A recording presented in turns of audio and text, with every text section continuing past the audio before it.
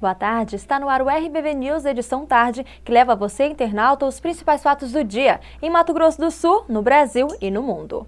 Um rapaz de 21 anos ficou gravemente ferido após bater a moto que pilotava em um veículo de passeio no bairro Santa Mônica, aqui em Campo Grande. De acordo com a Companhia Independente de Policiamento de Trânsito, o motorista do carro, Lídio Pimenta Osório, de 73 anos, foi fazer uma conversão e não viu o motociclista Magno Ferreira Bogado. O motorista do veículo não ficou ferido. Já Magno foi socorrido em estado grave pelo Corpo de Bombeiros e encaminhado para a Santa Casa aqui de Campo Grande. E a Polícia Rodoviária Federal se reuniu hoje com empresários do setor de transporte de passageiros para discutir assuntos relativos à segurança desses veículos nas estradas. O objetivo foi orientar os profissionais sobre a maneira adequada e segura de se portarem em uma situação de risco. Para dar mais detalhes dessa reunião, eu converso aqui agora no estúdio com o inspetor Ayrton Motti, da PRF. Boa tarde, inspetor. Obrigada pela sua participação. Para a gente começar, eu queria que o senhor explicasse que riscos são esses que foram discutidos na reunião. Além dos riscos inerentes do trânsito, apesar de algumas rodovias que nós temos no estado, especificamente o que foi discutido hoje, os riscos referentes a assaltos, principalmente ação de quadrilhas que podem estar agindo aí nas rodovias do Mato Grosso do Sul. E a categoria participou? Quantas pessoas mais ou menos estiveram? Sentimos um interesse maciço da categoria. Mais de 20 gerentes ou representantes de empresas estiveram presentes lá na nossa sede da Polícia Rodoviária Federal para receber essas orientações que nós tínhamos a passar. E quais foram as orientações? Basicamente, algumas orientações de ordem preventiva, outras de ordem técnica. Por exemplo, citamos algumas situações onde os motoristas poderiam tornar a viagem um pouco mais segura, não ser aquela vítima em potencial de assaltos, como não parar em locais ermos, ter sempre ali à mão os telefones de contato da polícia rodoviária mais próximo do seu trecho, sentindo que tem algum veículo, alguma pessoa suspeita, seguindo o seu ônibus ou passando algum detalhe do ônibus durante a viagem para outras pessoas, que eles ficassem atentos a esses detalhes e repassassem à polícia para que a gente possa agir de uma forma mais eficiente. E tem, visando toda essa situação de risco mesmo para essa categoria, tem algum curso que a PRF pretende fazer, algum objeto, Relacionado às empresas, ela fica por enquanto no campo das orientações e inclusive de vias de ofício, podemos fazer isso a essas empresas.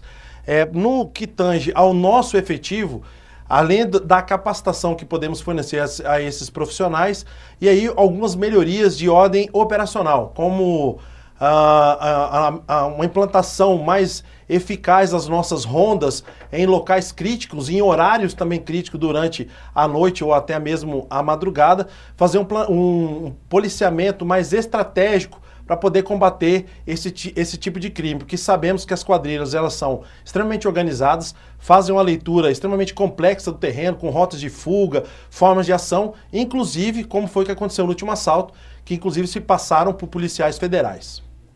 E quais são as regiões do estado em que essas quadrilhas costumam agir? Olha, a gente vem aí de um período de quase 6 meses sem assaltos no nosso estado, assaltos a ônibus, o que é bastante positivo. Via de regra, historicamente, as quadrilhas tentam agir onde tem menos policiamento. Então hoje nós temos uma região crítica, que é a região de Chapadão do Sul, aquela região ali, Camapuã, Paraíso, Chapadão do Sul, Cacilândia é um local crítico para nós, então trabalhamos ali com rondas naquela região. E agora, ao longo da 163 e mais próximo ali a região de Casa Verde e Pataguaçu, onde existe uma proximidade com o estado ali, principalmente de São Paulo e Paraná, o que facilita a fuga dessas quadrilhas. Os bandidos normalmente eles costumam investigar, as causas, por onde esses caminhoneiros, até mesmo esses ônibus costumam passar. Aqui em Campo Grande, a Polícia Militar está fazendo uma parceria com os taxistas, que também são alvos de crimes. Existe algum projeto de uma parceria entre a PRF e esses caminhoneiros, os ônibus? A Polícia Rodoviária ela tenta aplicar a política de gestão de segurança de polícia comunitária, está próxima à comunidade. Acho que hoje o primeiro passo foi dado. nós nos conhecemos, nós nos olharmos e trocarmos, conhecermos as nossas dificuldades, né? É lógico que é dever do Estado fornecer a segurança ao cidadão. Só que diante de uma malha viária que nós temos aqui, rodoviária, de mais de 3.000 quilômetros, e aí aproximadamente 150 quilômetros para cada policial fazer esse trabalho de fiscalização, fica impossível.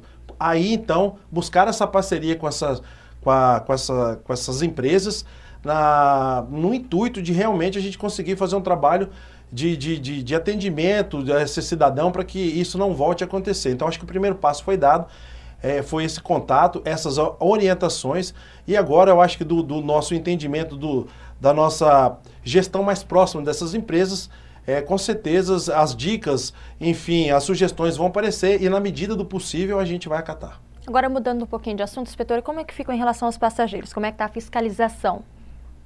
A gente pretende também intensificar a fiscalização dos passageiros que trafegam por esses veículos. Sabemos que o nosso estado é um corredor aí fortíssimo de transporte de entorpecentes, né? Então nós temos aí grandes apreensões feitas, na verdade muitas apreensões feitas nesses ônibus, e sabemos que esses marginais também podem estar ali tentando se passar por um cidadão de bem, fazendo a sua viagem, e na verdade está ali passando informações preciosas para essas quadrilhas que estão aí à espreita, esperando, né, na verdade, os ônibus para efetuar seus assaltos. Então, intensificaremos também a fiscalização no interior dos veículos. O senhor, como representante aqui da PRF, por que o senhor ainda acredita que entra tanto entorpecente aqui no nosso estado? A situação geográfica ela é extremamente favorável, né? Infelizmente, nós temos aí uma grande extensão aí de mais de 800 quilômetros de fronteira seca com outros países, países que também são vítimas, né, do narcotráfico e produzem muito entorpecente. E, infelizmente, o nosso estado, ele talvez facilite, tem essa intenção, essa falsa sensação que as quadrilhas consigam passar aqui com os entorpecentes. E principalmente nós fazemos aí fronteira com estados que recebem esses entorpecentes, Goiás, Minas Gerais, São Paulo, Rio de Janeiro. Então isso incentiva a vinda dessas quadrilhas aqui. Mas eu acho que nossas fronteiras, de uma certa forma, estão bem policiadas. Nós temos aí os organismos de segurança, PRF, Polícia Federal, DOF, Polícias Militares, Polícias Civis, atuante com várias toneladas de apreensão de droga. E eu acho que as nossas polícias, diante das dificuldades geográficas que nós temos aqui, ela está bem policiada. Ok, eu conversei aqui no estúdio com o inspetor Ayrton Motti, da PRF, que prestou alguns esclarecimentos aqui pra gente. Obrigada, inspetor, pela sua participação. Boa noite. Boa noite. Bom, e no próximo bloco você confere os principais fatos do mundo e as últimas notícias das Olimpíadas. Nós voltamos já. Dificuldades para se comunicar? Não ouve bem os sons? Agora chegou a oportunidade. Ganhe qualidade de vida com as promoções do Centro Auditivo Grambel. São aparelhos auditivos com parcelas a partir de R$10 de R$190. Temos telefones amplificados, aparelhos com frequência modulada para ouvir melhor a TV. Completa linha de modernos aparelhos digitais importados e assistência técnica para várias marcas. Fazemos teste domiciliar sem compromisso. Centro Auditivo Grambel. Atenção! Se você procura qualidade e tecnologia em alta definição, LEDs, mídia de alta definição, 3305-5040.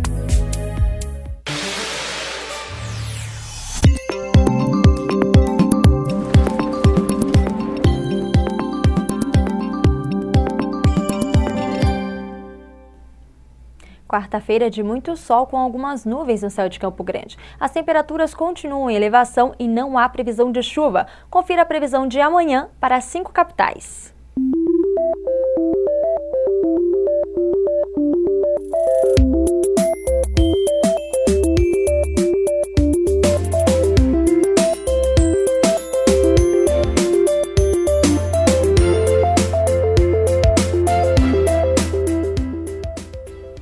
Agora, os fatos nacionais. O desmatamento caiu 23% nos primeiros 7 meses deste ano, em comparação com 2011, segundo dados do governo. Só nos últimos 4 meses, a queda foi de 50%. Os dados são do Instituto Nacional de Pesquisas Espaciais, que detecta derrubadas maiores que 25 hectares.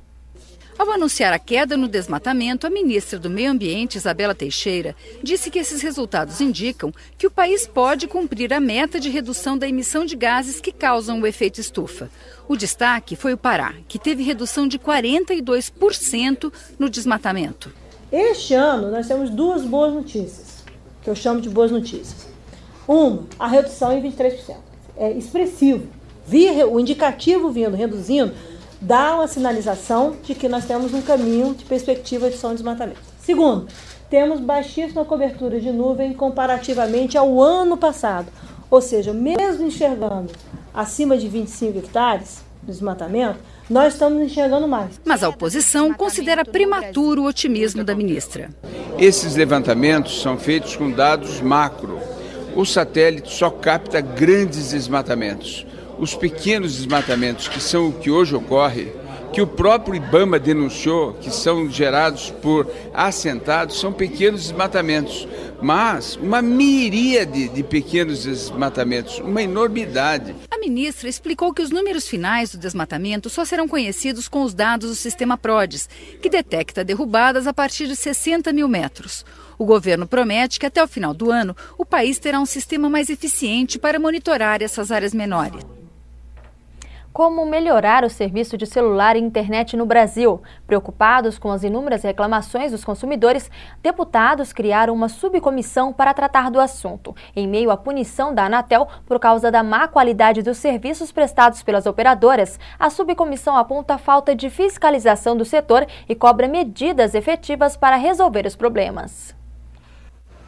Quem usa celular desfia uma interminável lista de problemas. Muita queda na linha, muito ruído, não é estável, né? Às vezes a gente está falando com a pessoa, a linha cruza, às vezes você não consegue sinal. Existem 250 milhões de celulares ativos no Brasil, mais de um por pessoa. E, de acordo com o Procon, historicamente as empresas de telefonia são campeãs de reclamações dos consumidores. Por causa disso, a Agência Nacional de Telecomunicações suspendeu as vendas de chips de celulares e de acesso à internet de 3 das maiores operadoras do país e exigiu delas a apresentação de um plano de investimentos para o setor. Medida que não aumentou a confiança do consumidor na melhoria dos serviços. São medidas paliativas, né, irmão? Melhora mesmo, acho que deve melhorar alguma coisa, né? Mas não na totalidade. Em compensação também a infraestrutura, aquilo que eles têm que fazer para que realmente nós tenhamos uma telefonia, digamos assim, de boa qualidade, realmente eles não fazem. Eu acho que foi um abuso realmente que aconteceu, que o pessoal não estava investindo na qualidade e mais na quantidade, né? Eles vendiam, só queriam mais clientes e não pensavam em como atender todo mundo, né? E foi isso que aconteceu.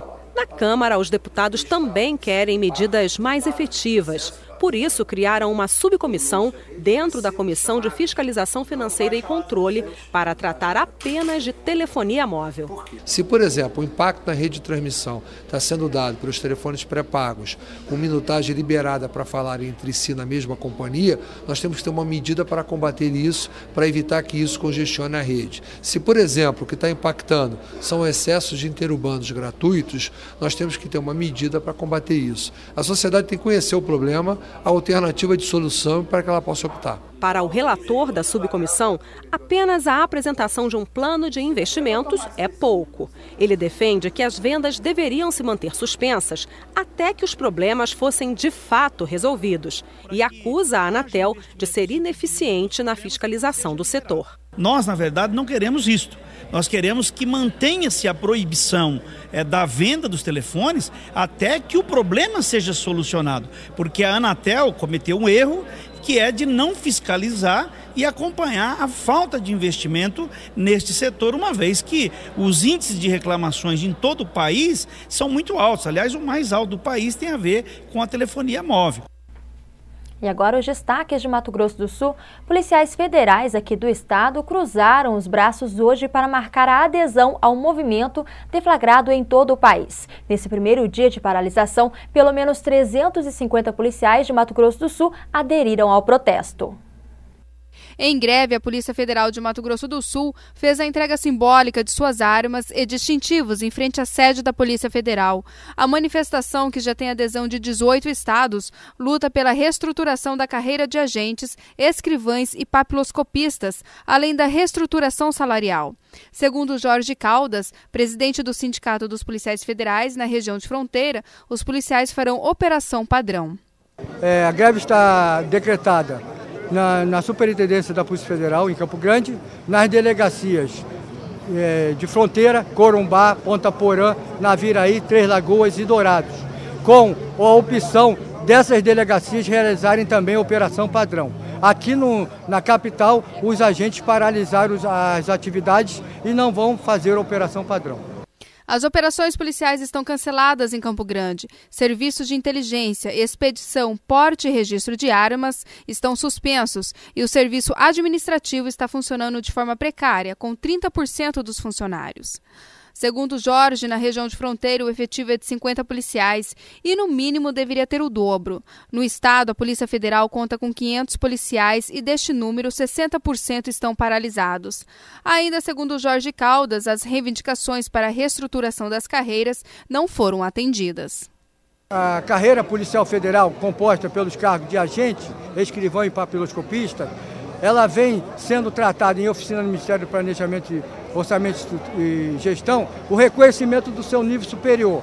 O reconhecimento foi concedido através da publicação do Caderno 57, no Ministério do Planejamento e Orçamento e Gestão, em novembro. Acontece que o governo federal acenou positivamente, reconhecendo e prometendo fazer a reestruturação da carreira dos 3 cargos até o dia 31 de julho. Quando iria apresentar uma proposta. Vencendo o prazo final de 31 de julho, não apresentando a reestruturação da carreira dos cargos de agente, escrivão e papiloscopista, não nos restou outra alternativa senão a greve. Você sabe o que faz um quadrinista? Pois é, à primeira vista, essa arte de desenhar quadrinhos pode parecer fácil só para quem já tem talento artístico, mas não é bem assim não. Um professor aqui de Campo Grande, que também se dedica a essa arte, garante que todo mundo pode aprender a desenhar. Você já pensou em ser um quadrinista? Pois é, interessante o trabalho, não é mesmo? Mas desenvolver esta função não é nada simples. Muito pelo contrário. Desenhar é sempre muito bom, até para quem quer só escrever, porque pelo menos sabe o que cobrar na hora de querer desenho dos outros. E na internet sempre dá para achar. Se você escreve, achar alguém para desenhar para você, e se você desenha, achar alguém que quer seu roteiro feito. O quarto de Daniel é todo adaptado, olha só, gibis por toda a parte. De um lado, ele desenha manualmente, do outro, no computador. Quem observa o quadrinista percebe habilidade com o lápis e o papel. Antes da gente aprender um pouco sobre esta arte, vamos conhecer um pouco da história dos quadrinhos. No Brasil, tem uma longa trajetória, que começa no século XIX. Quem fez a primeira história em quadrinhos no Brasil foi Ângelo Agostini. Ele iniciou a tradição de colocar quadrinhos no jornal. Isso existe até hoje. Mas apesar da habilidade parecer ser fator importante, Daniel explica que várias pessoas podem fazer uma história ao mesmo tempo e que também qualquer pessoa pode se tornar um quadrinista. Olha, tem muitos cursos de desenho na cidade, até desenhos voltados para quadrinhos. Tem curso de mangá em todo canto, e mangá também é legal e também é história em quadrinho. E aí, gostou da ideia? Se curtiu, bora investir! E o RBV News Edição Tarde termina aqui. Mais informações amanhã a partir das 11 da manhã. Boa noite.